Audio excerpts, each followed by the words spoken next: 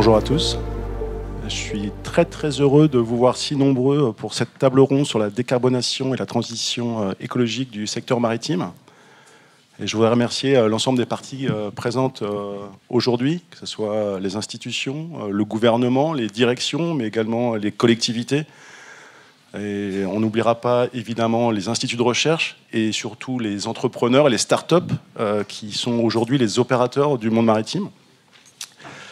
On va passer 1h30 ensemble avec un panel de 5 experts qui vont nous présenter tour à tour les enjeux, les opportunités et les risques sur cette thématique. Et on va le voir, on couvrira des aspects aussi bien régionaux avec des présentations d'un point de vue français, mais également calédonien. Et on aura la chance, avec nos interlocuteurs, d'avoir un retour d'expérience sur les actions qui sont menées ou qui seront menées dans les autres territoires ultramarins. Alors, avant de rentrer vraiment dans le vif du sujet, et on l'a vu hier et encore ce matin sur l'ensemble des présentations, la transition écologique, le développement durable sont nécessaires à l'épanouissement des populations et de l'économie. Alors, on l'a dit pour la recherche sur le profond, on l'a dit également sur les enjeux de souveraineté, on l'a dit sur les enjeux de formation et de transmission. Et ça nous impacte tous aujourd'hui, et c'est bien le but des clusters maritimes dans nos métiers. Alors aujourd'hui, moi, je représente le cluster maritime de Nouvelle-Calédonie, et cette table ronde, elle est organisée sous son égide, suite aux travaux qu'on a pu mener au groupe Synergie Décarbonation.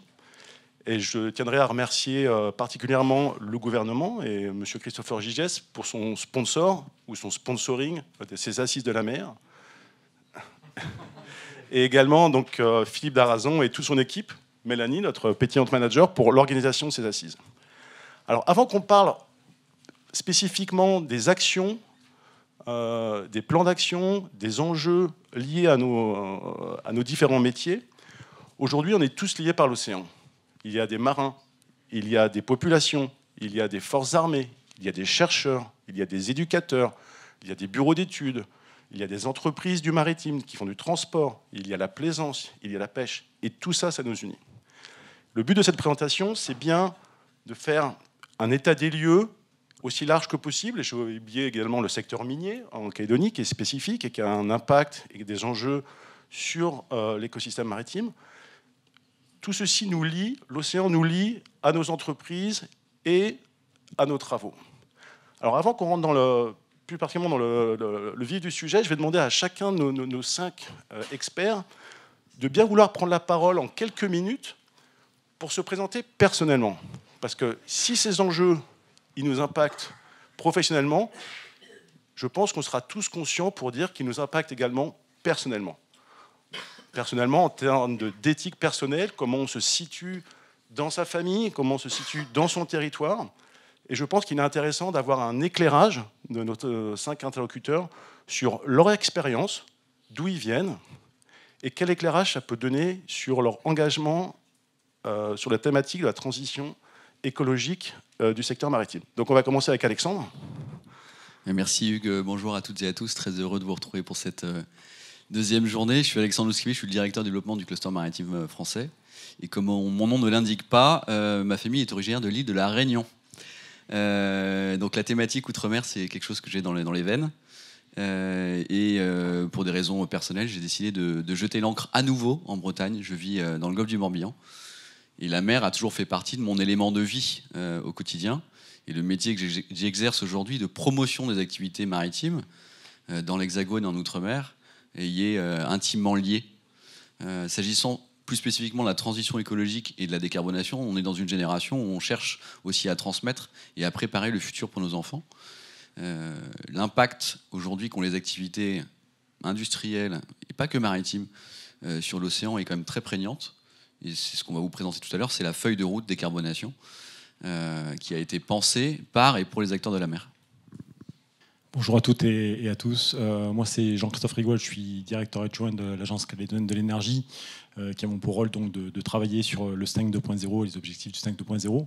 Alors, moi, je suis architecte et ingénieur génie civil de formation. J'ai parcouru un petit peu la planète puisque j'ai travaillé en Polynésie, après je travaillé à La Réunion, au Cap-Vert, et puis maintenant depuis plus de 10 ans, je suis en Nouvelle-Calédonie. Donc un parcours toujours lié avec une vision sur le maritime. J'ai mes enfants qui sont un enfant polynésien, un autre enfant qui est réunionnaise. Donc, les convictions personnelles, c'est que cette planète, on doit au minimum la laisser dans le même état que l'on l'a trouvé au départ, à notre naissance. Et le secteur maritime, vous allez voir avec les projets que je vais vous présenter régionaux, a une grosse potentialité pour justement décarboner notre région. Bonjour, je m'appelle Anne Doshi, je suis secrétaire générale du cluster maritime de Polynésie française. Donc, j'ai grandi au Maroc, donc au bord de la mer. J'ai toujours eu une sensibilité au maritime. Ensuite, j'ai pas mal voyagé, donc j'ai pu voir l'océan dans des très beaux états, mais aussi dans des états extrêmement dégradés, comme au Bangladesh sur les chantiers de déconstruction de navires. Ensuite, j'ai vécu à La Rochelle, où j'ai acheté un premier bateau, construit un deuxième bateau, participé à des projets de course au large qui m'ont mis en contact avec des marins comme Isabelle Autissier, qui sont des vraies forces pour la protection des océans. Et donc aujourd'hui, au titre du cluster maritime, la décarbonation et la transition écologique, c'est forcément dans notre ADN. Merci beaucoup. Donc Loïc Le Foulgoc, secrétaire général du cluster maritime de La Réunion, et comme mon nom l'indique, je suis breton, du coup, pour le coup. Mon lien avec la mer, du coup, c'est depuis mes origines, mon histoire, depuis mes parents, depuis un bateau à voile, depuis les pieds dans l'eau, une planche de surf, des copains, des feux sur la plage. Une passion pour la mer, la biologie marine, l'évolution, l'histoire de l'humanité à travers l'histoire de la planète. Et puis, de fil en aiguille, me dire que j'avais mon rôle à jouer aussi dans ce monde. Et après des études de biologie marine, j'ai travaillé pour la pêche, parce que je me suis dit que c'est pas tant les poissons qu'il faut sauver, mais plutôt les pêcheurs, en fait. Parce que si quelqu'un doit disparaître avant les poissons, ça sera d'abord les pêcheurs. Donc partant de cette philosophie-là, je me suis dit, pourquoi pas voir un peu en dehors du spectre de la pêche et de la science, et voir ce que veut faire l'économie aujourd'hui. L'économie aujourd'hui, on ne parle plus de croissance, on parle d'économie durable et soutenable, et c'est dans ces objectifs-là que pour moi la transition énergétique a du sens, et du coup pour vous présenter le projet que l'on porte au cluster maritime. Merci beaucoup Loïc. Bonjour tout le monde, Maxime Tinel, donc je suis le directeur de MSC, compagnie maritime, et accessoirement aussi vice-président de l'UMEP. En ce qui me concerne, moi j'ai grandi en Normandie, pas très loin de la mer. J'ai vécu une dizaine d'années à Marseille, donc au bord de la mer toujours. J'ai débuté mon activité chez MSC dans le transport maritime, et j'ai décidé de m'installer là depuis une dizaine d'années en Nouvelle-Calédonie, toujours chez MSC, pour poursuivre cette belle aventure. J'ai évidemment un attachement à ce sujet-là en tant que dirigeant d'une compagnie maritime, parce qu'on est directement concerné. On aimait beaucoup on est des gros producteurs d'émissions de CO2, donc c'est important qu'on soit engagé dans ce sujet-là. Et à titre personnel, je me suis mis à la plongée depuis que je vis en Calédonie. Je fréquente les plages avec ma famille, des îlots, et on a envie que, en effet, ça reste dans l'état dans lequel c'est, avec toute la biodiversité qu'on y connaît. Ouais. Merci beaucoup Maxime. Je vais me prêter moi-même rapidement à cet exercice. Donc, je suis Hugues Dany, je vous l'ai dit, je représente le cluster maritime, son conseil d'administration et le groupe Synergie Décarbonation. Je suis arrivé à la voile, moi, en Nouvelle-Calédonie, après 6 ans de tour du monde en famille, en passant par le Cap Horn. Et je suis un voileux depuis très longtemps.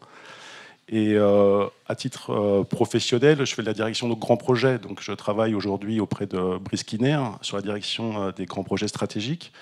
Et j'ai travaillé auparavant en direction de projet sur la centrale à temporaire, et encore avant sur la conception du projet Port Numbo. Donc mon travail, c'est les infrastructures maritimes, et c'est impactant pour l'ensemble de la Calédonie, mais également pour ses écosystèmes. Donc je suis particulièrement sensibilisé personnellement à faire en sorte que mon travail puisse porter ses fruits pour l'ensemble de la communauté, mais des fruits qui sont durables. Voilà. Donc après cette rapide présentation de chacun, je pense que c'était important quand même qu'on voit un petit peu qui est chacun et de quel point de vue on s'exprime. On va courir, là on l'a dit, donc Alexandre va nous faire une présentation du plan d'action de décarbonation vu sous un angle du Cluster Maritime France. On passera ensuite avec Maxime pour avoir l'éclairage calédonien. Alors je le rappelle, la Calédonie, c'est de la plaisance, c'est de la pêche, c'est du transport international, du transport local, de passagers et de fret. C'est du transport minier. Voilà. Donc il nous paraissait intéressant d'avoir également l'éclairage des acteurs calédoniens. On passera ensuite à Jean-Christophe qui nous parlera des projets pilotes en Nouvelle-Calédonie. Donc c'est quoi l'avenir?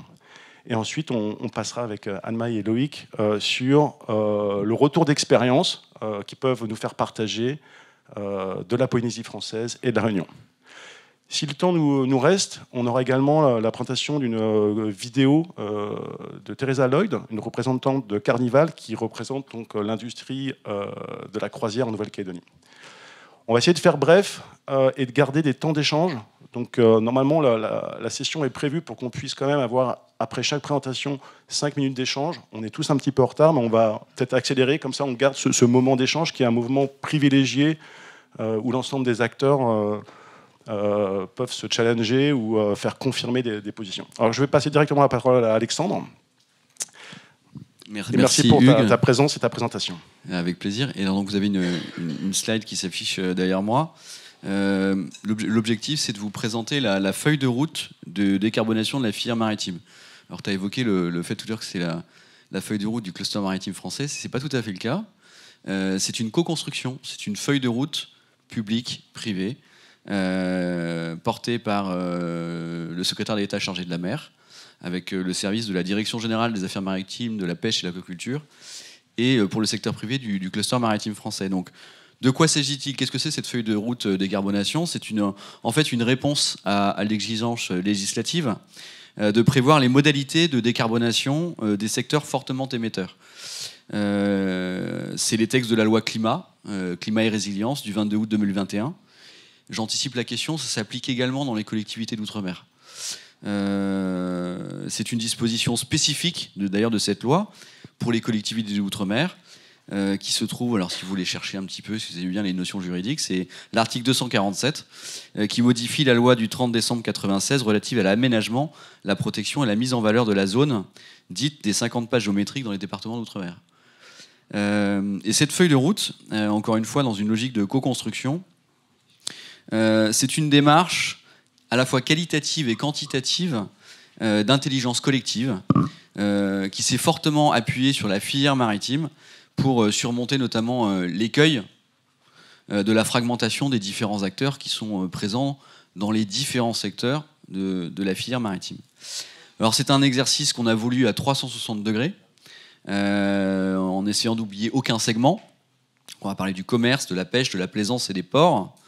Et à la fois en tenant compte des objectifs internationaux, européens et nationaux, de décarbonation, qui sont toujours plus ambitieux. Alors vous allez me poser la question, planifier la décarbonation, on fait comment? Avec qui? Et il y a 4 points sur lesquels on peut s'appuyer. Le premier, c'est un fonctionnement en mode projet, avec des équipes qui sont resserrées et qui vont travailler autour de thématiques précises, et j'y reviendrai.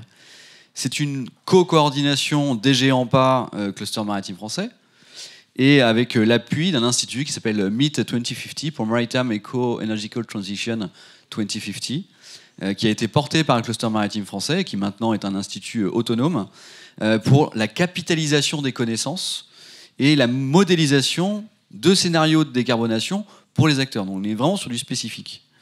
Et le 4e volet, c'est un objectif de tracer un chemin très clair vers le zéro carbone et également de définir les moyens d'y parvenir, mais également à un niveau politique, de porter les arbitrages nécessaires en faveur du maritime au plus haut niveau de l'État. Si on fait un petit état des lieux, quel est l'état d'avancement aujourd'hui de cette feuille de route? On a une première phase qui est réussie. Elle est réussie parce qu'on a remis au gouvernement le premier livrable de cette feuille de route en mars 2023. Vous le voyez, la petite image qui s'affiche dans le coin là-bas. au ministre Clément Beaune et au secrétaire d'État chargé de la mer Hervé Berville. Feuille de route remise par Frédéric Moncani de Saint-Aignan, le président du cluster maritime français, et Éric Banel de la DG AMPA.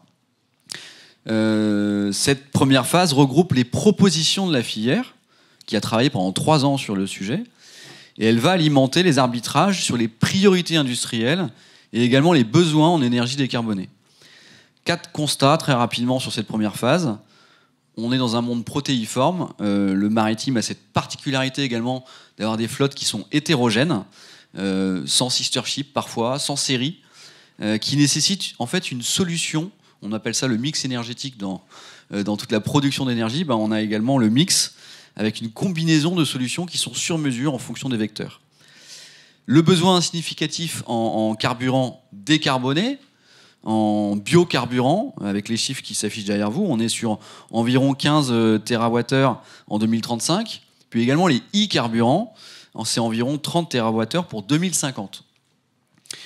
Troisième constat, la nécessaire accélération des mesures d'efficacité énergétique. Et enfin, je crois que le chiffre est à l'écran, des coûts très élevés, puisqu'il faut parler de financement, de cette transition pour les acteurs de la filière. On peut parler de gros chiffres, sans parler de gros mots, c'est 75 à 110 milliards sur la période d'euros, non pas de francs pacifiques, sur 2023-2050. Cette feuille de route, elle est dans une continuité, donc prochaines échéances, on a quelques étapes structurantes, elles sont au nombre de 3.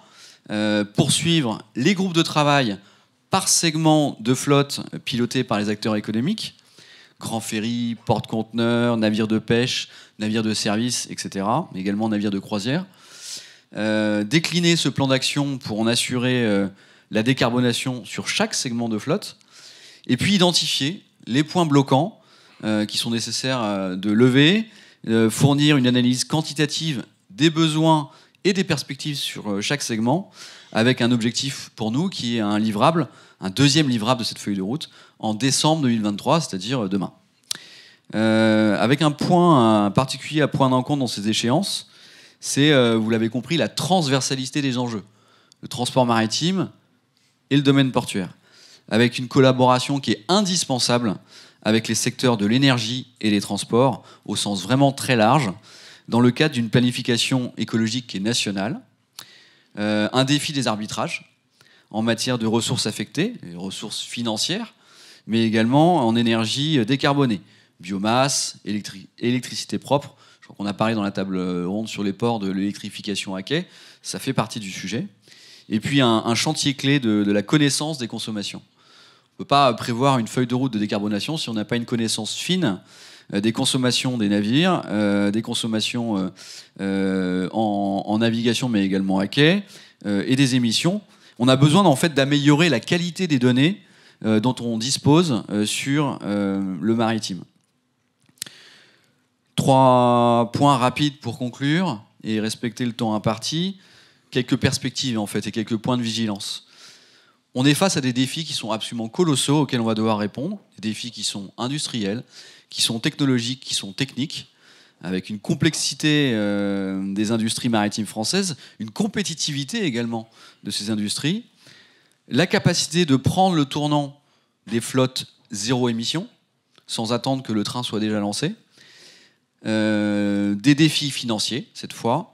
On a des besoins en CAPEX, on a des besoins en OPEX, on a besoin d'avoir un fléchage des investissements et surtout un accompagnement des porteurs de projets.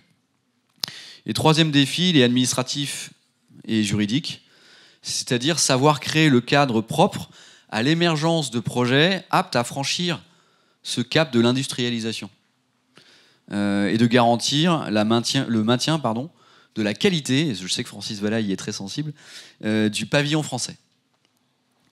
Alors, on a l'engagement de l'État aux côtés du monde économique maritime, notamment au travers de la démarche France Mer 2030, qui est la déclinaison maritime du plan France 2030. On a également la révision du contrat stratégique de filière, avec un rôle éminent des pôles de compétitivité mer, Bretagne Atlantique et Méditerranée, dans le cadre de la sélection de projets via le Corimer, Alors, les pôles de compétitivité mer, Bretagne, Atlantique et Méditerranée ne se concentrent pas que sur l'Hexagone. On mène d'ailleurs des travaux réguliers avec les clusters maritimes d'outre-mer pour identifier les projets ultramarins qui pourront être labellisés par les pôles mer. On bénéficie du soutien de l'Agence de l'innovation des transports, l'AIT. Et enfin, il y a un appel à projet Propulse qui a été lancé avec un thème transport durable. Et dernier point sur lequel je voulais insister, c'est que pour accompagner les développeurs de projets, selon les scénarios de décarbonation qui ont été créés sur les différents segments, il y a un certain nombre de financements. Et les collectivités d'outre-mer, j'anticipe un peu la question, peuvent postuler à ces financements. C'est-à-dire que France 2030 et France Mer 2030 permet de postuler auprès du SGPI, qui assure le suivi de la politique d'investissement de l'État à travers le déploiement de ce plan France 2030. Et pour ceux qui aiment faire un peu de lecture et de décryptage, il y a une note toute récente qui vient de sortir du Haut-Commissariat de la République en Nouvelle-Calédonie sur les dispositifs et les modalités existantes pour les collectivités et les entreprises d'outre-mer. Voilà, il y a à vos dispositions si vous avez des questions. Merci beaucoup, Alexandre. Alors, merci beaucoup pour ce travail d'éclairage sur votre feuille de route. Est-ce qu'il y a des questions déjà à ce stade pour Alexandre? Sinon, on peut enchaîner sur la deuxième présentation et à tout moment, on pourra faire un break de questions. Bonjour tout le monde, rebonjour tout le monde. Moi, je vais vous faire un petit rappel, en effet. Bon, je vais compléter ce qui a été dit par Alexandre tout à l'heure avec quelques dates et une vision sur. Enfin, je vais réexpliquer ce qu'est que l'IMO 2023, parce que c'est la norme qui va réglementer en fait tout ce qui va venir dans les années qui viennent en matière de décarbonation du transport maritime. Donc on a une première échéance à 2030 qui consiste à réduire de 40% toutes les émissions de gaz à effet de serre et avec une échéance à 2050 à 70%. Donc c'est en fait un gigantesque chantier parce que on n'a pas de chiffre exact sur le pourcentage de polluants émis par l'industrie du transport maritime international.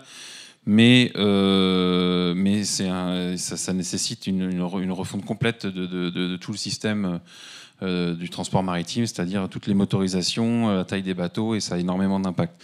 Donc, depuis 2023, toutes les compagnies maritimes sont tenues de mesurer leurs émissions.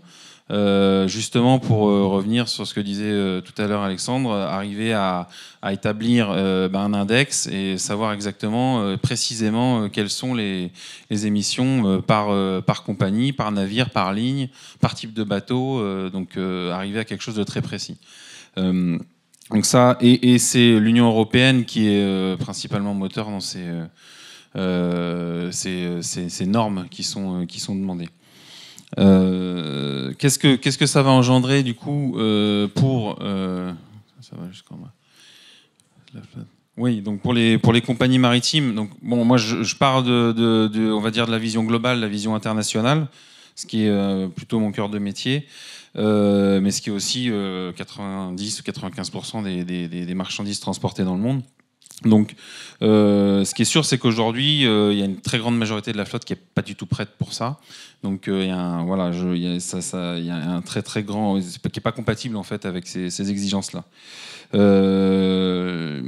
Ça va générer donc des changements, le renouvellement de beaucoup de bateaux, donc la mise à la casse de pas mal d'anciens bateaux qui ne sont pas rétrofitables, qui ne sont pas modifiables avec des énergies propres.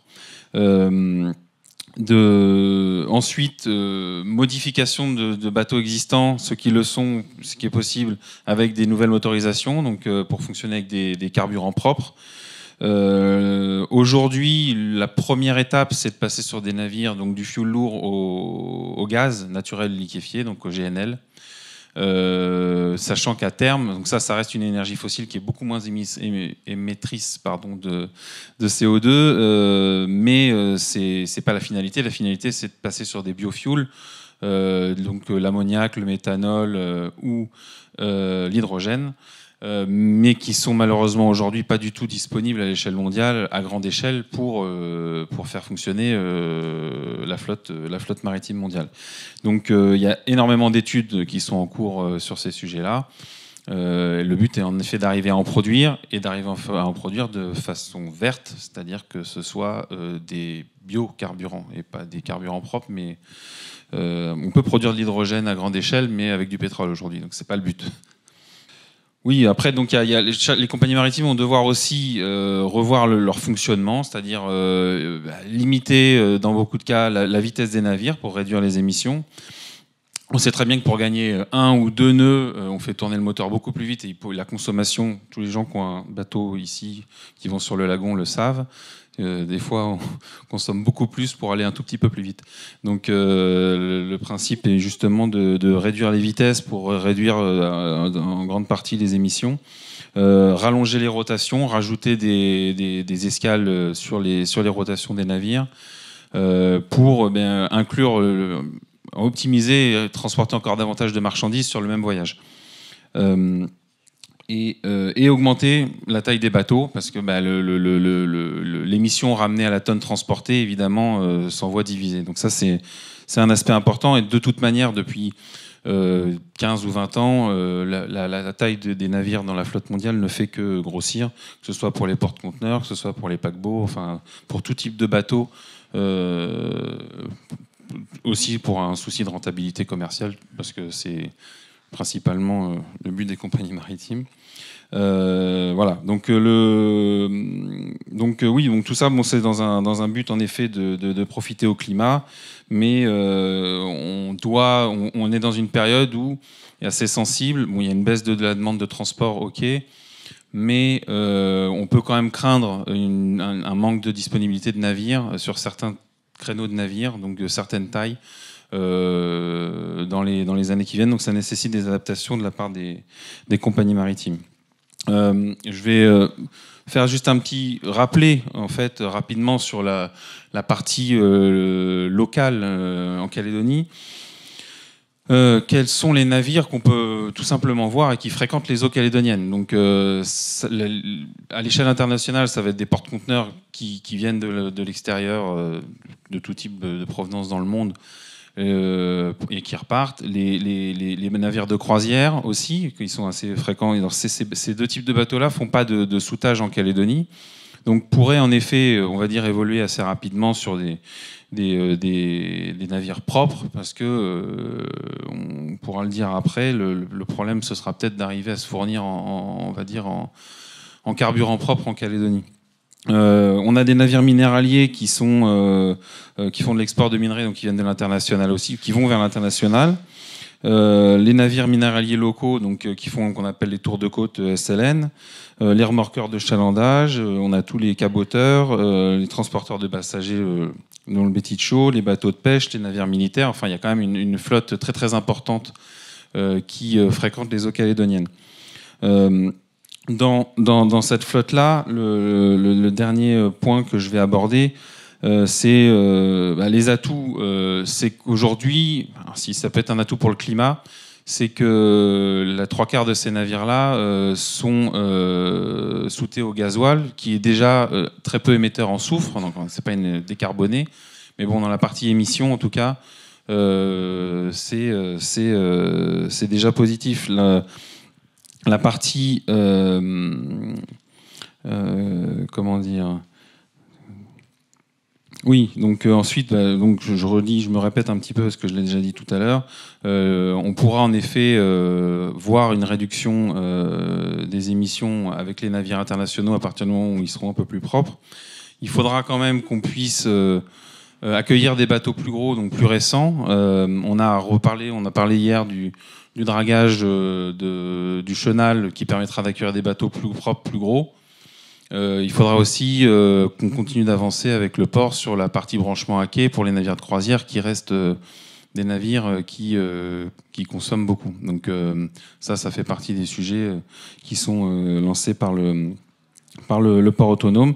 Et il y a quand même un point positif en local, c'est que la CMI qui vient de commander, donc la Compagnie maritime des îles, un nouveau navire pour je crois qu'il est livrable d'ici 1 an ou 2, a opté pour un navire avec un moteur de type 3, c'est-à-dire avec une filtration et des émissions, avec de la D-Blue, ce qui fonctionne, c'est ça, hein, c'est avec de l'urée.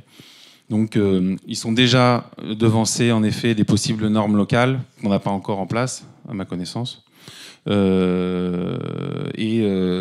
qui auront un navire, on va dire, plus propre que ce qu'il y a aujourd'hui.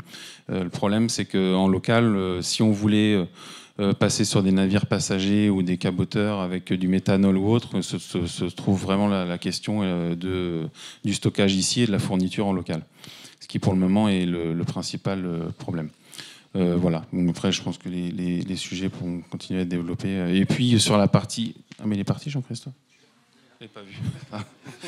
Je pense que tu auras pas mal de sujets à développer sur la partie locale, en effet, les initiatives et ainsi de suite. Donc, je vais laisser, je ne sais pas si c'est Jean-Christophe après moi, mais rentrer plus dans le détail. Voilà. Merci beaucoup, Maxime.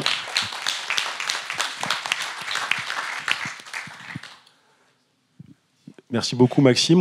Je pense que le focus était intéressant. C'était un focus qui était beaucoup sur le transport maritime. Et je pense qu'on a tous compris qu'il y avait une partie transport maritime international et une partie de transport régional, avec les mêmes enjeux, mais pas les mêmes opportunités, notamment sur les types de fuel, en considérant qu'on est une île et qu'on n'a pas les ressources nécessaires aujourd'hui en hydrogène, en méthanol. Alors, on va peut-être prendre une question ou deux.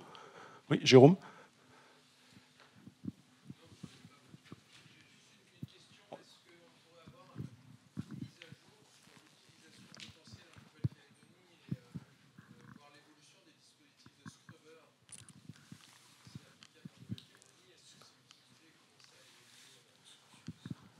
Il y a une partie de la flotte, en fait, les navires, oui, les navires ça, on parle sur les navires internationaux, les porte-conteneurs et navires de croisière, ont déjà, ça a été en fait discuté, ça a évolué il y a déjà 2-3 ans, quand les normes d'émissions de soufre sont passées à 0,5% au maximum. Il y a des zones dans le monde qui sont à 0,1%. Et donc, ce qui a contraint les compagnies maritimes à consommer soit un fuel lourd moins soufré pour respecter la norme, ou de garder un fuel lourd ancienne génération, mais d'installer des scrubbers sur les navires. La question précise, donc il y a une partie, c'est l'un ou l'autre. Chaque compagnie, en fonction du type de navire et en fonction de sa politique, a utilisé l'un ou l'autre des procédés. La question, c'est sur l'utilisation des scrubbers. C'était quoi exactement Alors, utiliser des navires qui viennent en Nouvelle-Calédonie, oui, en sont pourvus, oui, tout à fait.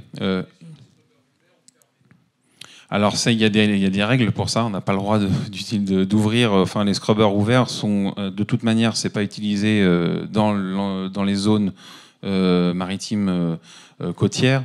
Après, c'est une bonne question. Je n'ai pas la réponse très précise. Mais les deux types de scrubbers existent, mais théoriquement, c'est très réglementé. On ne peut pas utiliser les scrubbers ouverts dans les zones côtières, donc c'est uniquement en haute mer, à ma connaissance. Oui, un scrubber, c'est un système de filtre. C'est ça. Enfin, c'est un système de chaudière qui va rebrûler les. Oui, pardon, parce que c'est vrai qu'on aurait pu le préciser. C'est une bonne. Les scrubbers, c'est un système de chaudière qui refiltre et qui rebrûle les émissions afin de réduire au maximum les particules qui sont émises par le navire.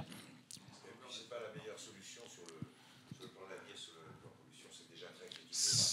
Ouais. Une question directe, par exemple, est-ce que MSC s'équipe en ce moment ou pense s'équiper pour l'avenir de scrubber? Je crois que les grands armateurs en fait préfèrent d'autres solutions. Oui, ça a été une solution transitoire, en effet, pour répondre aux premières demandes de baisse d'émissions.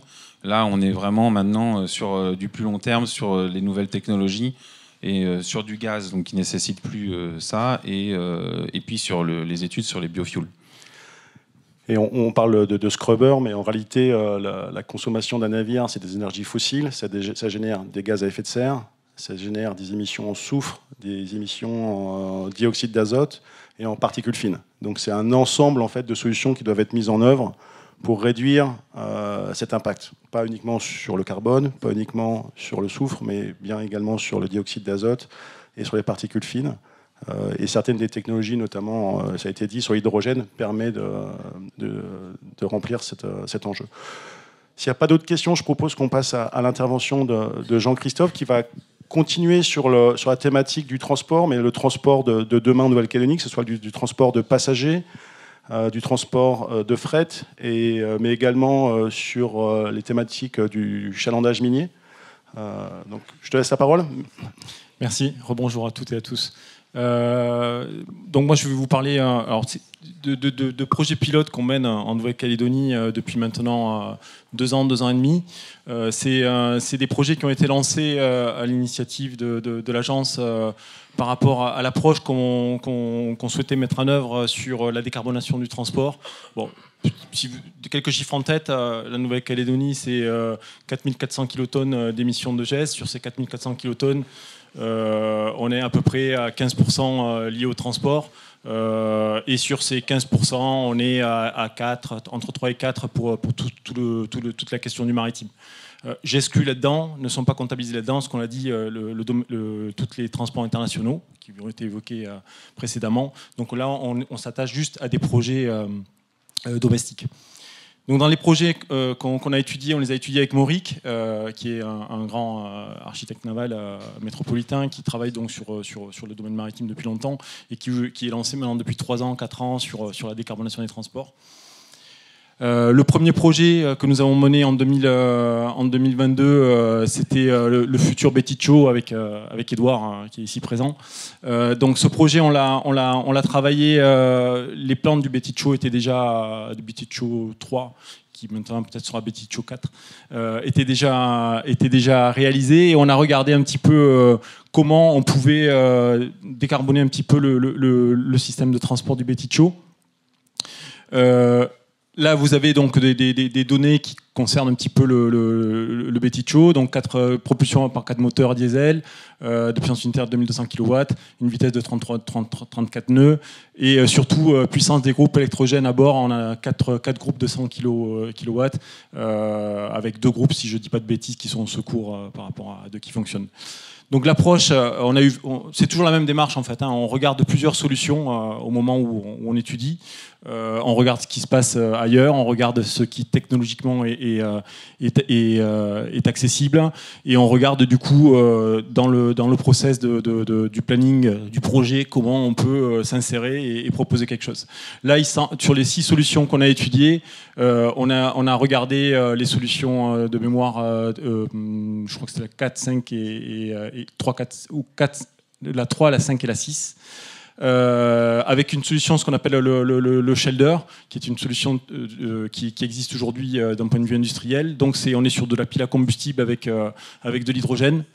L'objectif, c'était de remplacer un des groupes pour la production de l'électricité à bord. On ne pouvait pas travailler encore sur le système de propulsion avec une technologie pile à combustible.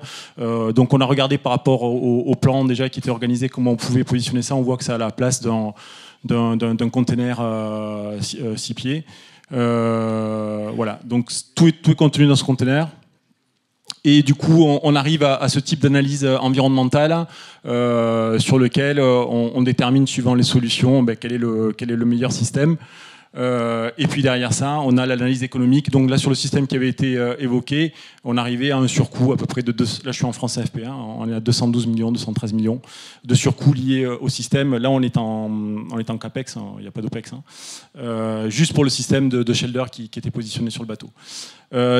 Par rapport à ça, en conclusion, par rapport à l'étude qu'on avait menée, donc la pile à combustible, oui, c'est faisable pour une production à bord, mais néanmoins, il faut réfléchir, puisque la plus grosse consommation, c'est la propulsion. Quels sont les systèmes qui pourraient, avec un bateau où on partirait dès la phase conception, à améliorer la décarbonation en phase propulsion. Donc voilà, l'objectif, c'est qu'on continue à travailler avec Edouard sur le prochain projet, si prochain projet il doit y avoir. On sait d'ores et déjà à travers les conclusions qu'on a menées que l'électrification à quai à l'île des Bains, à l'île des Pins, au port autonome sera une solution déjà pour venir remplacer une partie de la production électrique. Et c'est essentiel, il faut qu'on y travaille aujourd'hui. Ensuite, on a travaillé sur le domaine de la pêche, sur un palangrier avec un acteur calédonien qui était en plein travaux pour commander son nouveau bateau. Alors, pareil, même approche. On a travaillé donc sur une hypothèse de dimensionnement. Donc là, on est sur des bateaux qui font 25 mètres maximum, largeur 7,50 m. Creux, on doit s'adapter à un creux de 3,40 m. Déplacement en charge de 200 tonnes et une autonomie, ça c'est important, une autonomie de 300 miles, c'est-à-dire 15 jours de mer maxi. Donc une fois qu'on avait ça, on a regardé quel était le champ des possibles. Là pareil, c'est un petit peu la même approche que précédemment. On a vu que la propulsion, c'était pas faisable avec une pile à combustible. Par contre, on pouvait travailler sur une proposition de fourniture d'énergie durant les phases de dérive, où concrètement cette phase de dérive qui dure à peu près 7 jours, le pêcheur pouvait se permettre de couper ses moteurs thermiques et de passer sur le système de pile à combustible. Donc là, en même temps qu'on travaille sur l'amélioration du bilan carbone, on travaille aussi sur l'amélioration des conditions de pêche. Je ne sais pas si beaucoup d'entre vous ont déjà assisté à une campagne, mais passer en mode sans zéro émission, je pense que ça va fortement améliorer le confort de vie à bord par rapport aux marins lorsqu'ils sont en campagne de pêche. Et peut-être que le comportement du poisson aussi va être changé. Donc ça c'est un petit peu le pareil. On a trouvé donc la pile à combustible qui marchait, 70 kVA, c'est une pile de chez EODEV. Donc c'est pour 10 phases de dérive de 5 heures, un pack batterie de 20 kg.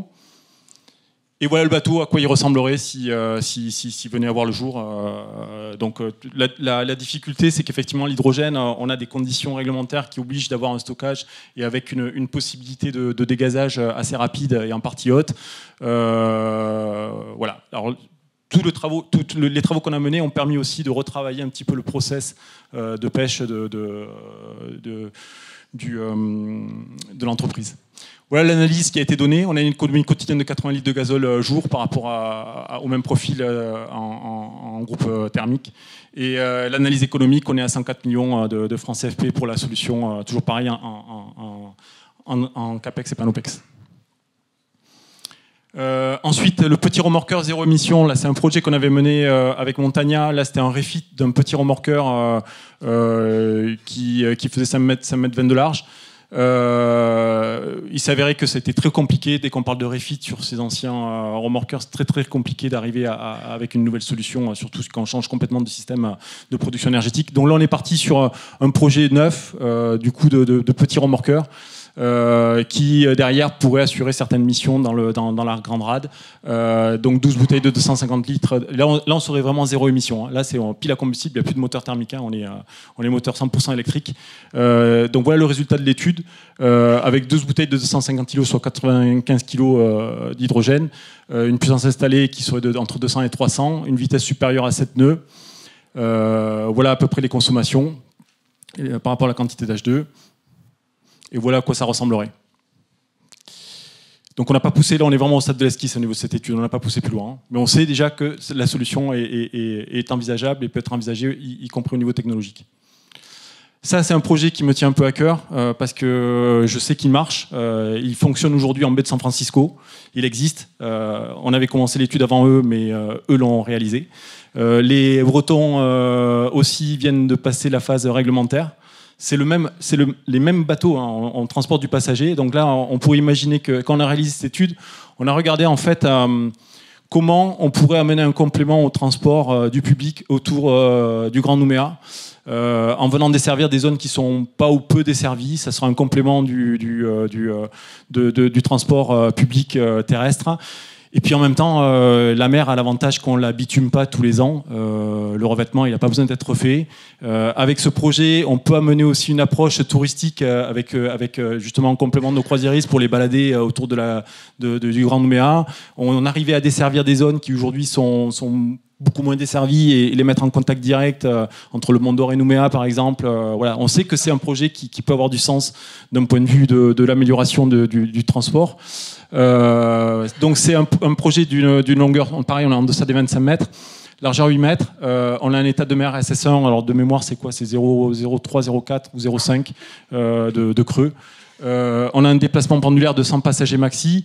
L'objectif qu'on s'était fixé d'un point de vue opérationnel, c'est 30 minutes de trajet max entre chaque point. Alors attention, c'est pas entre Nouméa et Païta, hein. Il y a des points d'étape. Hein. Par exemple, c'est baie de Numbo, Nouville, c'est Mont d'Or en passant entre l'île aux Sang et on venait desservir au rond-point de l'eau vive. Voilà, bon, les trajets, c'était un petit peu ça qui nous avait conditionné. Et donc là, on est sur un projet 100% pile à combustible, donc zéro émission. Avec possibilité donc on a travaillé aussi, alors c'est effectivement c'est pas juste la motorisation, hein, c'est regarder aussi avec les foils comment on pouvait améliorer l'aérodynamique.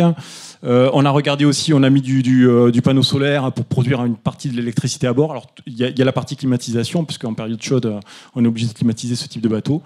Et voilà donc la tournure qu'il prendrait, avec toujours pareil cette cheminée qui permet un dégazage. La partie haute que vous avez au-dessus, là, c'est là où seront stockées les bouteilles d'hydrogène.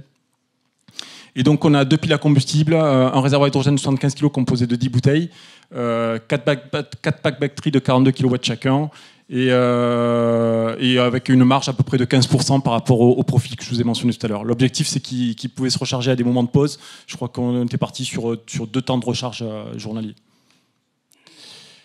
L'analyse économique quotidienne par rapport au même parcours qui serait utilisé avec un moteur classique thermique sur 718 litres de gazole, jour, une émission de CO2 évitée de 2,3 tonnes, une analyse économique de 470 millions d'estimation de surcoût d'installation. Ça, c'est des projets qui sont affinés. Hein. Je rappelle, le résultat de l'étude, c'est début 2022. Aujourd'hui, il faut regarder ce projet avec aujourd'hui les coûts des piles à combustible qui étaient proposés à l'époque. Le remorqueur minier, on en a parlé. Ça, pour moi, c'est un projet très intéressant parce qu'il touche 2 choses. Il touche la décarbonation du transport, mais aussi la décarbonation de la mine. Donc, à travers ce projet, on a travaillé avec Montagna, on a travaillé à la Co-Transmine, et là aujourd'hui on porte le projet avec le syndicat des miniers. L'idée c'est plutôt que chacun ait son propre remorqueur de son côté avec sa technologie et son profil, qu'on ait un remorqueur qui satisfasse un petit peu toute la profession et qui permette d'améliorer le bilan carbone de nos miniers. Et donc là, le projet, c'est un bateau qui serait compris entre 15 et 16 mètres, 5,50 m de largeur maximum, un tirant d'eau à 2,50 m, des creux compris entre 2 et 3 mètres, un déplacement limité à 100 tonnes, un boulard pôle de 14 tonnes, et donc une puissance environ de 2 fois 400 kW afin de permettre le remorquage de 4 chalands en ligne. Donc ça nous permet d'avoir une autonomie minimale de 16 heures à 8 nœuds, avec une puissance constante à 85 PMC, un équipage de 5 personnes en mission journalière. Donc là, on est parti, on a une solution hybride, motorisation méthanol plus batterie, avec donc une possibilité de recharge à quai. Ça, c'est le bateau, et ça, c'est le moteur qui aujourd'hui existe, hein, qui est marinisé, donc c'est 100% méthanol, c'est un 415 kW. Une coque acier, superstructure en alu, propulsion de 2 moteurs, donc Scandinaos, que vous avez là, les réservoirs méthanol 14 m3, 3 packs batteries, de 124 kW chacun, et voilà la tournure qu'aurait le bateau. Là, on a moins de contraintes, beaucoup moins de contraintes que l'hydrogène, et avec la pile à combustible. Il faut savoir que la pile à combustible ne peut pas marcher aujourd'hui avec la technologie qu'on a dans des contextes miniers à cause de l'empoussièrement, à cause de pas mal de facteurs, voilà, de conditions de travail. Alors que là, on est sur un moteur méthanol, moteur thermique, mais qui utilise du méthanol. Voilà. Merci beaucoup Jean-Christophe. Cette présentation, elle est inspirante dans ce qu'elle montre des nécessaires innovations qui doivent être mises en place pour la transition écologique. Et on continuera sur le thème de l'innovation demain avec la session de la Blue Tech à la station N. Ils sont ambitieux également, on le voit, hein, au niveau des montants et des innovations qu'il faut mettre en place. Donc merci Jean-Christophe de porter ces projets. Est-ce qu'il y a des questions sur cette présentation ? Il y en a déjà 2. Alors, Alexandre. Merci beaucoup. J'ai suivi avec beaucoup d'intérêt les différentes inaugurations qui ont été faites, notamment par Christopher Gigès, des centrales de production en photovoltaïque. Aujourd'hui, on sait que pour approvisionner les navires en hydrogène, on a besoin d'avoir des stations. Donc la conversion en hydrogène vert, dans les scénarios de décarbonation aujourd'hui, peuvent passer par la production d'énergie décarbonée du photovoltaïque pour arriver à approvisionner dans des ports, aujourd'hui, des stations hydrogène. Est-ce que ça fait partie des scénarios qui sont envisagés aujourd'hui pour le port autonome ? Alors pour le port autonome, je vais laisser répondre le directeur qui est ici présent. Nous, ce qu'on a étudié, pourquoi on est parti sur l'hydrogène ? Parce qu'effectivement, comme vous l'avez dit, notre schéma de transition aujourd'hui est basé sur une production photovoltaïque importante, et on sait qu'à travers cette production, il y a la capacité pour la Nouvelle-Calédonie de produire cet hydrogène vert. Et aujourd'hui, le travail qu'on mène à travers ces projets, c'est, dans un premier temps, de voir les possibilités techniques de qu'est-ce qu'on est capable de faire avec cette nouvelle technologie, et derrière, de commencer à faire un bilan des quantités d'hydrogène qui seraient utilisables et les zones où elles seraient utilisables. Et derrière ça, l'idée, c'est de bâtir des écosystèmes de production qui soient au plus près des zones d'utilisation pour qu'effectivement, on ait le moins de coûts associés au transfert d'hydrogène par rapport à l'utilisation. Je passe la parole au directeur du port autonome. On va juste demander aux différents intervenants de réduire leurs réponses. Il y a encore 2 ou 3 questions. Donc c'est très intéressant, mais pour qu'on puisse tenir le timing, Brice, tu veux bien être le plus concis ? Oui, je vais faire assez succinctement la réponse. En fait, on lance un schéma de transition écologique. Et oui, on a dans le scope ces enjeux. La production d'hydrogène, sur le méthanol aussi. Enfin, tu parlais de méthanol, il y a aussi des questions de production. Enfin, donc nous, on lance les études, on regarde ce qui se fait à côté. On n'a pas de solution encore prédéterminée, mais on sait qu'il y a des options. Il va falloir trancher un jour sur le type de production. Merci Brice. On a une question. Christopher me le rappelle, mais il y a une journée dédiée à l'hydrogène qui a lieu le 6 ou 7, je ne sais plus. La semaine prochaine, voilà. Et on pourra rentrer dans le détail des projets et des questions que vous avez posées. Merci Jean-Christophe. Je passe la parole à Guy Chambon, qui, je crois, a une question. Ce n'est pas une question, mais c'est plutôt un complément d'information. Et je voulais compléter ce qui avait été dit par nos interlocuteurs précédents. Donc d'abord, je me présente Guy Chambon, je suis le président de la compagnie maritime Chambon et également le gérant de la Sora et de la Sorécal ici à Nouméa. Et donc, nous sommes spécialisés dans le remorquage et bien entendu, nous avons étudié déjà depuis quelques années comment on pouvait améliorer la qualité de propulsion et polluer le moins possible lorsque nous intervenions. Aujourd'hui, il faut savoir que sur des remorqueurs que nous avons ici, par exemple, si on parle sur Nouméa, nous avons des remorqueurs qui sont des remorqueurs puissants. Et la grosse difficulté que nous rencontrons, c'est de pouvoir passer soit en dual fuel, soit en hydrogène, soit en électrique. C'est un problème d'autonomie. Il faut bien voir que nous avons des petits bateaux qui font entre 25 mètres et 30 mètres, avec de très fortes puissances et qui demandent des capacités de soudage importantes. Aujourd'hui, on sait très bien que si on passe en dual fuel, on a une autonomie qui est très courte et qui représente à peu près, on dirait 80, je dirais grand maximum 80 heures à des prix colossaux. En hydrogène, pour l'instant, à mon avis, c'est encore beaucoup trop tôt compte tenu des puissances que nous utilisons. Je rappelle que nos bateaux ici sont autour de 4 à 5 000 chevaux, qui redéveloppent en gros 50 tonnes de traction. Et que par ailleurs, je dirais que pour nous, je pense que la seule solution qui reste en tous les cas pour Nouméa, c'est de nous tourner vers le 100% électrique. Et bien entendu, je me tiens à vos dispositions. Nous avons avancé sur ces études. Nous avons aujourd'hui des remorqueurs qui pourraient avoir des 50 tonnes de traction en étant en propulsion 100% électrique. Donc là, on avance dans nos études et bien entendu, si ça vous intéresse et je m'adresse vers Jean-Christophe, là aussi où vous avancez, on est à vos dispositions pour vous faire part de nos études. Super initiative, bien sûr. Toutes les initiatives de ce type d'études sont les bienvenues, sans problème.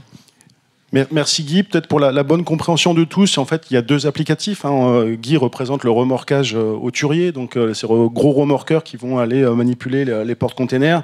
L'application qui a été présentée par Jean-Christophe, ce sont des remorqueurs de beaucoup plus petite taille qui servent à faire ce qu'on appelle le chalandage minier, donc à tirer des trains de barge. Donc on est sur sur le même métier, mais avec des applications différentes.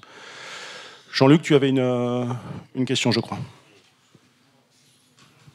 C'est pas une question, c'est une remarque très rapide. J'attire votre attention sur les délais de modification des réglementations maritimes, techniques, internationales à l'adaptation aux nouvelles technologies. Et alors, je suis bien placé puisque je suis en charge de la réglementation technique des navires. Donc voilà, les études techniques, pratiques qui ont été présentées. Après, il faut construire des bateaux. Il faut que ces bateaux puissent être agréés, habilités pour avoir ce qu'on appelle un permis de navigation. Et l'évolution de la réglementation internationale et nationale va des fois pas à la même vitesse que l'évolution technologique. Donc, pensez à nous interpeller pour aller plus avant sur ce style de dossier. Juste pour répondre à ça, oui, c'est un sujet effectivement qu'on a regardé de très près dès le début. Nous, on travaille avec les affaires maritimes sur ces sujets depuis le début. Et c'est pour ça qu'on a Mauric en métropole qui fait aussi le relais avec Veritas et tout ça par rapport à l'évolution de la réglementation. Merci Jean-Christophe. Je passe la parole à Jérôme, Emmanuel, pardon. Je vois que la session, elle soumet beaucoup de questions et de débats. Merci. Non, c'est juste une intervention concernant. On a beaucoup parlé des activités maritimes dans les infrastructures portuaires ou dans les eaux territoriales. Il ne faut pas perdre de vue également que l'activité de la recherche scientifique, qui travaille beaucoup sur des zones éloignées, doit réduire son empreinte carbone lorsqu'elle va travailler dans le parc, par exemple. On sait que le président Macron a annoncé la construction d'un nouveau navire pour l'Ifremer, ou plutôt pour la flotte océanographique française, et on sait qu'il travaille sur le verdissement de la science dans les espaces maritimes. Et puis la Nouvelle-Calédonie a aujourd'hui un navire multimission qui s'appelle l'Amborella, qui a 11 ans, et qu'il faudra réfléchir à renouveler dans les prochaines années. Je pense qu'il est important qu'on réfléchisse aussi au verdissement du navire multimission, du futur navire multimission de la Nouvelle-Calédonie. Donc si on peut en parler en aparté. Pas de souci, hein. Comme on l'avait déjà évoqué quand on s'était rencontrés, il faut savoir que tes collègues qui sont juste derrière démarrent une mission aussi avec le futur baliseur. Donc voilà, c'est des projets qui peuvent même être menés de biais. C'est le même intérêt. Voilà, on va prendre une dernière question, à nouveau des affaires maritimes. Oui, bonjour, c'est pas une dernière question. Quand moi j'avais participé avec Jean-Christophe au projet pilote, là, justement pour les affaires maritimes. Ce qui a été ressorti, c'était un peu comme Monsieur Chambon le souligne, c'est que la technologie n'est pas forcément aboutie. Alors techniquement, on peut faire un navire avec une pile à combustible et avec de l'hydrogène. Cependant, les coûts sont astronomiques. Et deuxième chose, il y a des problèmes de stabilité. Et les projets pilotes en 2 ans, par contre, on avait beaucoup insisté sur le fait que la technologie évoluait très très très vite. Et donc là, Jean-Christophe, tu nous as présenté les projets d'il y a 2 ans. Peut-être que depuis 2 ans, il y a eu pas mal d'évolutions sur les piles à combustible et sur l'hydrogène. C'est plus ma question d'aujourd'hui. Ouais, là, je vais répondre directement. C'est l'idée de la session sur l'hydrogène qu'on va organiser la semaine prochaine directement. Le but, c'est de lancer des appels à projets sur des secteurs bien spécifiques et notamment sur le maritime. Et pour être au plus près de l'innovation technologique, notamment sur la partie maritime également. Donc les appels à projets vont être lancés. On est éligible au plan France Relance et au plan France Hydrogène. C'est vrai que ça coûte cher aujourd'hui. C'est vrai qu'il y a beaucoup de subventions sur ce secteur-là. Mais on attendait de faire notre plan hydrogène, de lancer les appels à projets et de réaliser les projets pas n'importe comment. Voilà. Donc d'ici la fin de l'année, début d'année prochaine, on aura des appels à projets sur la partie hydrogène et notamment maritime. Merci Christopher. On va devoir clôturer la session de questions-réponses sur cette thématique. Je vais passer la parole à Anne-Maille. On va changer un petit peu d'univers. Yorana, on part en Polynésie. Yorana, oui, bonjour. Rebonjour. Donc, je vais vous présenter 3 projets qui ont un lien avec la décarbonation ou la transition écologique, puisque ce sont des sujets qui sont un peu transversaux sur tous les secteurs maritimes. Le premier concerne, dans la continuité de ce qui vient être dit, le transport maritime, puisque ça, c'est notre ZE de Polynésie française. Donc c'est 5 millions de kilomètres carrés pratiquement que de l'eau, et donc l'avitaillement arrive, enfin les importations arrivent au port de Papeete, donc dans l'archipel de la Société, et est ensuite redistribué dans les 5 archipels, donc les îles sous le vent, les Tuamotu, les Marquises et les Australes, par ce qu'on appelle nos goélettes.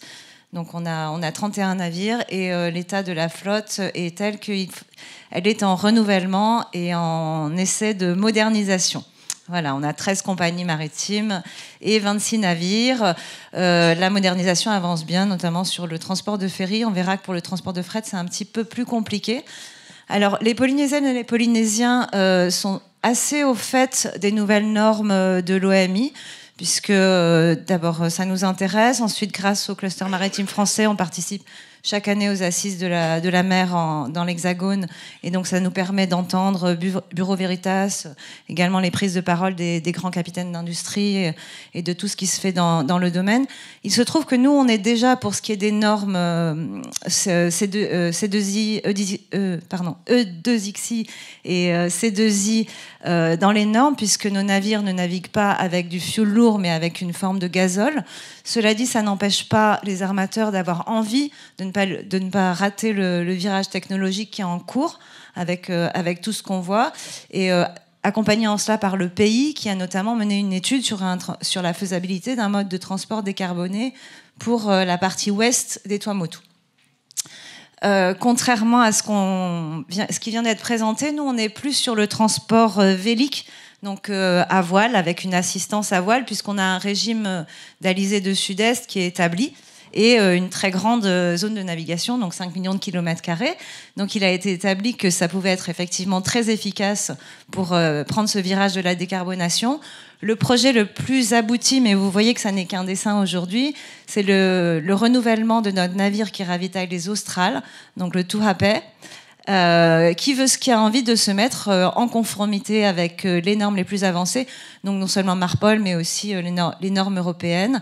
Donc ça touche à un certain nombre de spécifications sur le navire. Hein. Donc la pose donc là on a choisi des voiles. Ils ont choisi des voiles qui s'apparentent à des rotors. En fait, c'est des rotor sails. Également un nouveau dessin de carène. Je vais pas relire mon PowerPoint, mais en gros il y a un équipement avec des différents types de filtres, le fait que les moteurs soient prêts pour l'utilisation de nouveaux carburants, y compris des biocarburants de seconde génération, le label Green Ship, et accompagnant tout cela, l'amélioration de toutes sortes de services et également l'augmentation des capacités, puisque on a une offre, on a une demande qui fait que on peut offrir plus de services de fret sur cette ligne-là, à la fois sur du tourisme et sur de l'approvisionnement. Malheureusement, on est quand même très contraint par un certain nombre de choses pour la décarbonation de notre sport maritime en allant vers cette propulsion vélique, et notamment par, excuse-moi Alexandre, mais notamment par une difficulté pour les Polynésiennes et les Polynésiens de répondre en conformité aux appels d'offres nationaux qui sont lancés, comme le Corimer, ou d'avoir accès aux différents fonds de relance nationaux et européens. Pourquoi ? Parce que souvent, les seuils d'éligibilité des projets sont trop élevés, ou alors parce qu'on ne rentre pas tout à fait dans les clous, et donc on demande très régulièrement auprès de nos partenaires du cluster français de relayer notre message qui est « Adaptez vos appels d'offres, s'il vous plaît, aux spécificités territoriales, à l'éloignement, au fait qu'en France, le transport à propulsion hybride vélique, c'est en passe de devenir une vraie filière. Parce que les compagnies maritimes, elles ont beaucoup de navires, et qu'avec l'aide de leurs chargeurs, elles peuvent financer un navire décarboné qui va peut-être pas être rentable tout de suite. Nous, on a 13 compagnies maritimes, 26 navires, ça fait deux navires par compagnie maritime. L'armateur, il va pas prendre le risque de construire un prototype qui va être plus cher, dont on ne sait pas s'il va fonctionner vraiment très efficacement tout de suite. Donc on n'a pas cette chance-là d'avoir Michelin ou d'avoir Ariane. Vous avez entendu peut-être parler du bateau Canopé, qui est le premier de cette flotte à propulsion hybride vélique qui va traverser l'Atlantique avec le lanceur Ariane 5, donc depuis la métropole, Ariane 6, pardon Francis, merci, depuis l'Hexagone jusqu'à la base de lancement en Guyane. Donc voilà, une petite adaptation, ça serait pas mal. Et pour en finir sur le transport maritime, donc on a fait tester aussi, c'est Vinci Énergie Polynésie qui a fait valider une étude pour un biocarburant qui valide un mix incluant l'huile de copra, donc 7% de mix de copra dans le mix. Le deuxième projet concerne la transition écologique, donc non plus la décarbonation, mais on essaye de résoudre notre problème de gestion des escales, puisqu'on a 700 navires de plaisance qui traversent la ZE chaque année. Qui arrivent dans la ZE chaque année. Ils sont autorisés, 700, oui. Ils sont autorisés à rester 2 ans sans payer de taxes, de manière à visiter la Polynésie et de manière à ce que la Polynésie bénéficie des retombées de ce tourisme particulier. Maintenant, nos zones de mouillage sont encombrées, il y a beaucoup de mouillage forain, il y a eu au moins un accident de personnes dramatique dans les 2 années qui précèdent. Donc, on essaye le pays essaye à la fois de résoudre de manière géographique en installant des corps morts, en faisant une planification spatiale maritime sur ce segment économique et de manière numérique aussi, puisqu'ils ont conçu un programme qui s'appelle ESCAL, de gestion des flux, qui vise à réserver en fait sa place de mouillage en amont de l'entrée dans la ZE. Pour l'instant, c'est un programme qui fonctionne et qui est accueilli très favorablement par les paquebots, puisque les paquebots, c'est 2 ans à l'avance de réservation. Pour les plaisanciers, ça risque d'être un peu plus complexe, mais enfin, c'est vers là où on va. Voilà. Et enfin, mon troisième et dernier projet, c'est notre fleuron technologique à nous. C'est le Seawater Air Conditioning, qui consiste à produire de la climatisation par l'eau froide des profondeurs. C'est quelque chose qui a été inventé en Polynésie et d'abord mis en place dans 2 hôtels, à Tetiaroa et à Bora Bora. Et aujourd'hui, c'est une technologie qui équipe le principal hôpital de Polynésie, qui est le centre hospitalier du Taoné. Donc on va pomper l'eau froide à 880 mètres et en passant par ce système qui est en photo ici, on arrive à climatiser 24 heures sur 24 et 7 jours sur 7, puisqu'il s'agit d'un hôpital qui nous faut de la puissance garantie H24, notre centre hospitalier, avec une puissance froide de 6 MW froid garantie. Donc c'est le plus long SWAC du monde, 3,8 km. Ça nous permet d'économiser 5000 tonnes de CO2 par an. Pour Tahiti, c'est l'équivalent de 4000 foyers. Ça permet d'économiser 11 gigawattheures par an d'électricité. Ça permet d'économiser de l'argent aussi et c'est immédiatement rentable puisque l'hôpital, au lieu de payer 250 millions à 350 millions de francs par an d'électricité, il rembourse au pays, qui est un des cofinanceurs, et donc le pays finance sur fonds propres la moitié du SWAC de l'hôpital. Donc il rembourse 110 millions de francs par an directement au pays. Donc on est très fiers de ça. Le financement, peut-être, 3,7 milliards, donc la moitié sur les fonds propres du pays, une partie en subvention de la part de l'ADEME et une partie et le reste en prêt de l'État via l'AFD. Voilà. Merci de votre attention.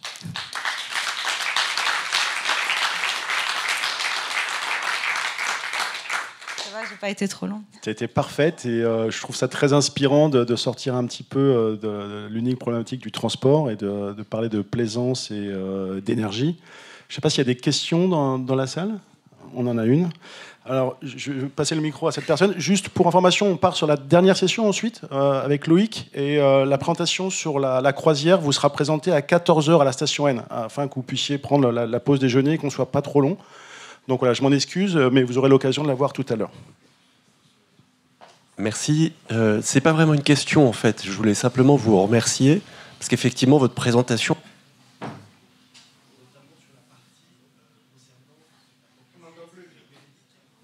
Oui, sur la propulsion hybride vélique.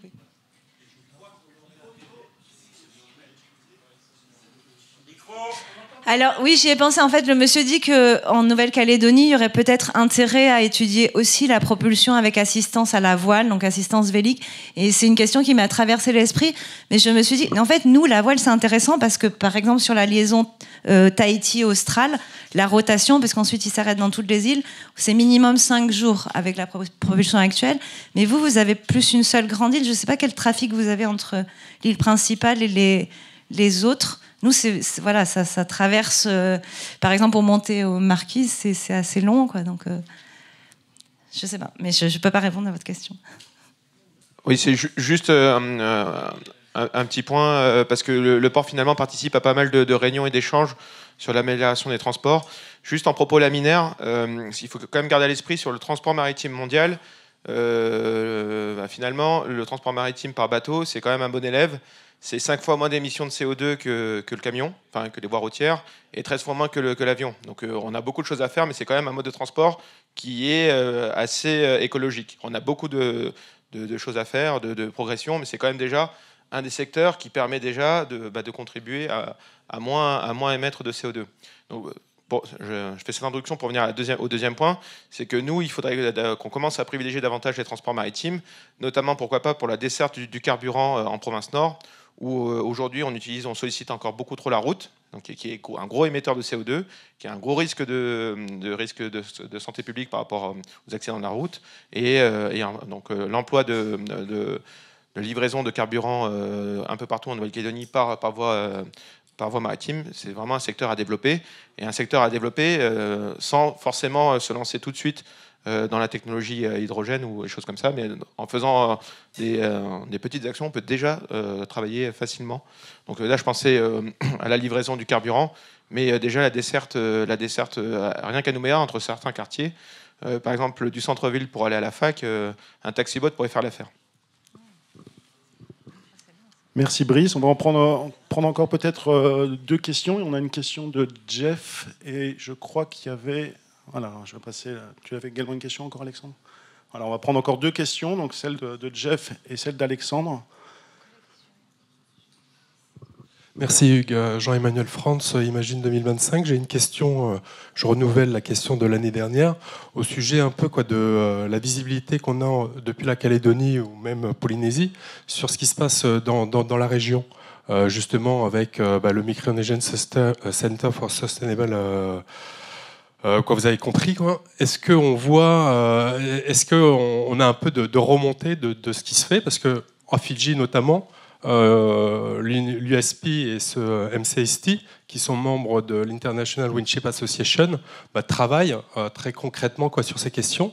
Et bon, c'est à 2 heures d'avion d'ici, donc je voulais savoir si on avait un peu une lecture sur ce qui se faisait là-bas.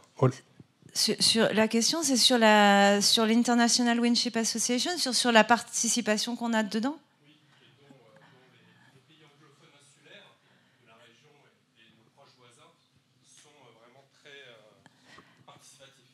Alors, au sein du cluster maritime, c'est pas je me souviens pas qu'on ait organisé d'échanges, mais c'est vrai que c'est très pertinent avec nos voisins d'Océanie.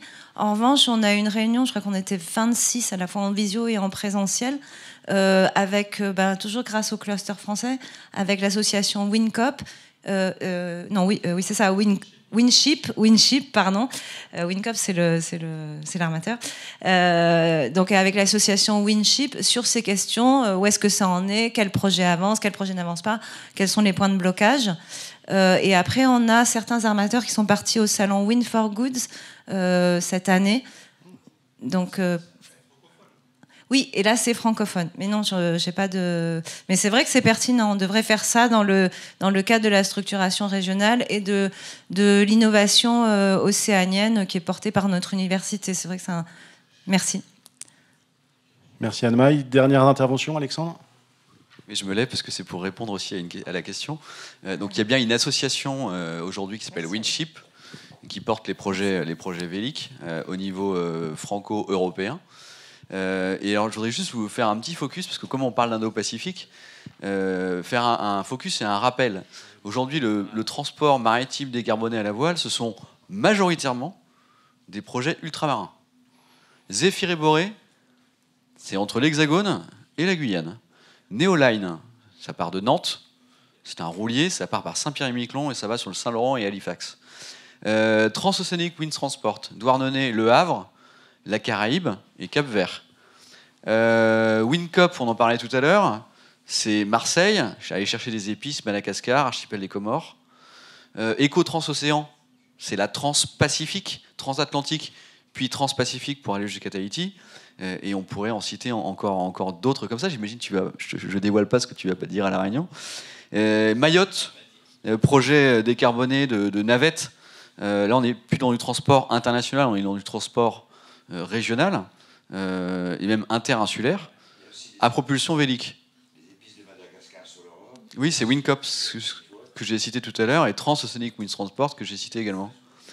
Et alors, dernier point, on parle de propulsion vélique parce qu'on a des armateurs qui s'engagent à équiper leurs navires. Je ne sais pas si vous avez lu l'excellent magazine en ligne Mer et Marine, l'édition du jour ou l'édition d'hier. Louis Dreyfus Armateur a décidé de faire construire pour Airbus, transporter des modules Airbus, 3 navires, ou je crois même c'est 5, il y a une option pour 5, navires à propulsion vélique, équipés de rotovoile, dont Anne May a parlé tout à l'heure. Donc on a quand même à la fois dans l'Hexagone et en Outre-mer des armateurs qui s'engagent, et qui ne font pas que s'engager, qui développent des véritables navires à propulsion vélique. Donc il y a une compétence en tout cas armatoriale, mais également une compétence technique, parce qu'aujourd'hui sur les voiles rigides, on a des solutions alternatives comme Solid Sail, des chantiers de l'Atlantique. On a Michelin qui a développé une voile gonflable. On a, et on rigole pas, c'est un vrai sujet industriel. Il y a également les kites qui équipent le nez du navire pour la prise au vent, etc. etc. Donc le transport maritime vélique, on a parlé beaucoup de carburant ce matin. Il ne faut pas oublier le volet vélique qui se développe et qui s'est d'abord développé en Outre-mer. Merci Alexandre. On va passer à la dernière présentation. Donc Loïc qui va pouvoir nous apporter un éclairage sur les actions qui sont menées à La Réunion. Et ensuite, il y a encore une brève session de questions-réponses et on en aura terminé pour ce matin. Merci Hugues. En fait, c'est une action que l'on mène, une réflexion en fin de compte à La Réunion, parce qu'on a parlé du transport maritime, on a parlé de projets pilotes, et nous, on est plutôt dans la phase de groupe de travail comme votre groupe Synergie Décarbonation en Nouvelle-Calédonie.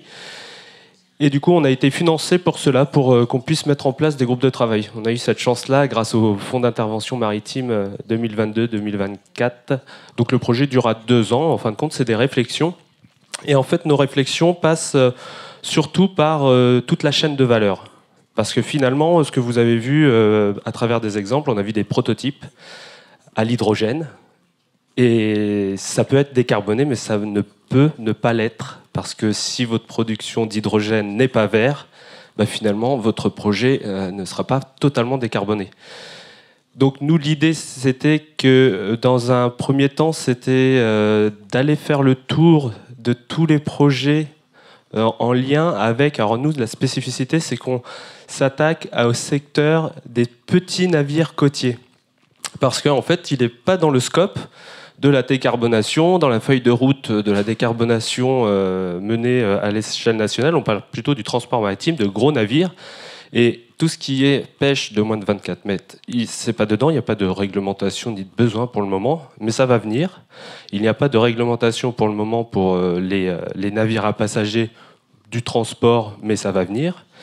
Et pour les navires de servitude portuaire. Et du coup, on s'est dit qu'il faut qu'on prenne notre part de responsabilité déjà, parce qu'on est sur une île, une ZNI, une zone non interconnectée, et donc on est les consommateurs en fait de l'énergie que nous fournira notre île, parce que l'idée c'est d'avoir aussi l'autonomie énergétique sur l'île, et donc nous on est quelque part que le consommateur. Alors est-ce que dans le futur on sera toujours dépendant des e-carburants, des biocarburants, parce qu'on n'aura pas les capacités de le faire à l'échelle de La Réunion, ou parce que ça sera accaparé par des grands groupes, parce que le transport aérien en aura plus besoin que nous, ou le transport maritime en aura plus besoin que nous, mais nous, on va être obligé d'être décarbonés aussi. La décarbonation, ça concerne tout le monde, tous les secteurs, sur toutes les îles. Et donc, notre étude, en fait, elle sera transposable sur tous les territoires ultramarins et ou les zones non interconnectées. C'est un peu l'ambition. Alors pour cela, on a fait un tour d'horizon, un état des lieux de ce qui se faisait en métropole, parce que c'est en métropole, dans l'Hexagone, qu'il y a beaucoup de projets. Et donc on a fait notre livrable feuille de décarbonation à notre petite échelle, sur notre petit territoire. Je vous passe un peu les détails, il y a 3 diapositives, mais c'était un peu le fonctionnement du projet. Voilà, je ne vais pas le lire, je préfère discuter du projet comme ça au feeling, et j'espère que ça ira assez vite. J'ai bientôt fait la moitié, je crois, du chemin. Du coup, on a fait un état des lieux, donc c'est un livrable qui nous a permis de voir réglementairement où on en était, sur les prototypes, sur la cohésion entre les prototypes et puis la chaîne de valeur derrière, parce qu'il y a des ambitions régionales de décarbonation. Par exemple, je prends un exemple vraiment au hasard, la Bretagne, sur la volonté d'avoir une stratégie hydrogène. Et donc, comment on l'applique sur le secteur, par exemple, des barges mythicoles dans les Côtes d'Armor. Parce que c'est ça aussi un projet, c'est-à-dire les barges mythicoles dans les Côtes d'Armor, ils veulent les faire à l'hydrogène, et du coup, il va falloir avoir des stations à l'hydrogène, et il va falloir produire de l'hydrogène vert. Donc, il y a toute une chaîne de valeur, et nous, ça a du sens à La Réunion, par exemple. Ou est-ce que ça sera tout l'électrique ? Mais que ça soit l'électrique ou l'hydrogène, il faut une source d'énergie propre. Et à La Réunion, donc, on essaye de se pencher, on a de la volonté de développer les énergies renouvelables. On est quand même assez bon sur la production d'énergie renouvelable pour notre consommation électrique, beaucoup moins sur la mobilité. Et du coup, il faut qu'on passe le cap. Et une des solutions consiste aussi à exploiter les énergies marines renouvelables. Donc, ces groupes de travail, comme je le disais, ça va être surtout de faire des échanges entre les armements, les consommateurs finaux, qui ont aussi des projets. Hein. Je pense aux pilotes maritimes de La Réunion qui se sont dit qu'une pilotine électrique, ça serait bienvenu. Donc, ils sont partis dans ces design concepts avec la consommation, leur trajectoire, comment dessiner tout ça. Et il y a aussi la pêche qui depuis des années aussi est en train de mesurer, avait mesuré à l'aide d'économètres intelligents leur consommation pour voir un peu comment ils pouvaient réduire leur consommation.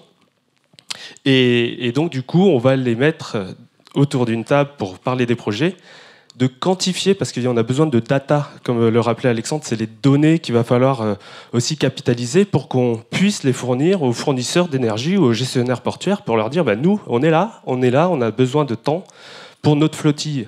Parce qu'il faut arrêter de penser sur le prototype, il faut penser sur une flottille, sur des usages, sur carrément tout un écosystème qu'il va falloir changer.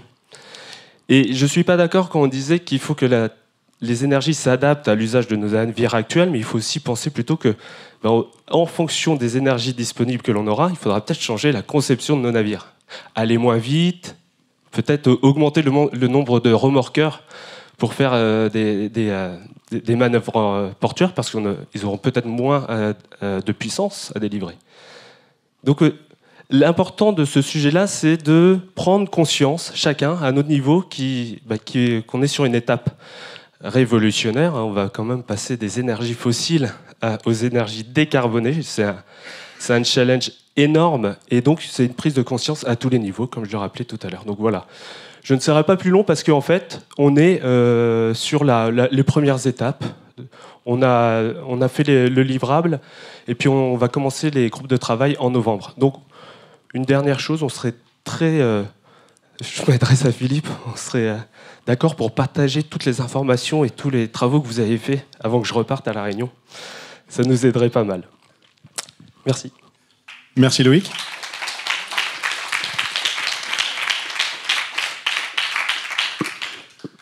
Est-ce que nous avons des questions dans la salle ? Alors, je pense que tu as été très très clair, Loïc. Alors, on ne va pas revenir sur les nombreux échanges. On a vu qu'on a quand même des enjeux de réglementation, des enjeux techniques et technologiques, des enjeux d'énergie, même de mode d'énergie avec la propulsion bélique. On a beaucoup parlé de transport, mais j'en suis ravi. On a également parlé de la plaisance. On a également parlé de la pêche et de l'industrie minière. On n'a malheureusement plus le temps de parler de la croisière. Donc, il y avait une présentation, je vous l'ai dit, qui était prévue par Carnival. Donc, cette présentation ce film vous sera présenté à 14h à la station N. Et voilà, je vous remercie encore pour votre participation. Et donc, cet après-midi, on commencera sur la croisière et on continuera sur les enjeux d'innovation et de gouvernance. Merci à tous.